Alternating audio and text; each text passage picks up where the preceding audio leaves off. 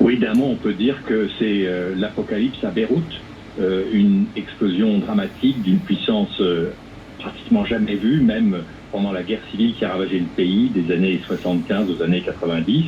Donc un terrible drame supplémentaire pour le Liban avec le port qui est touché, mais surtout 2500 blessés et des dizaines de victimes.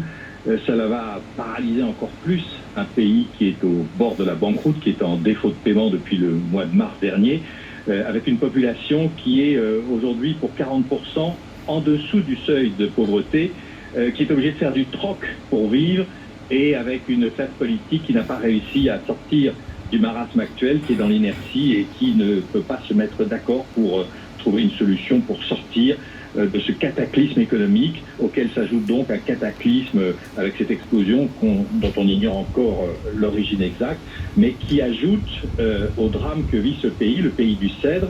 Et c'est sans doute une métaphore de la crise que traverse le Liban.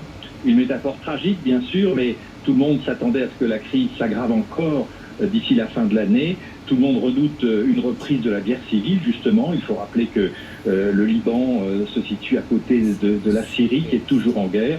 Et il y a donc évidemment une vive inquiétude. Quand les gens ont entendu cette explosion, beaucoup se sont dit, et on l'a entendu sur notre antenne, c'est la guerre.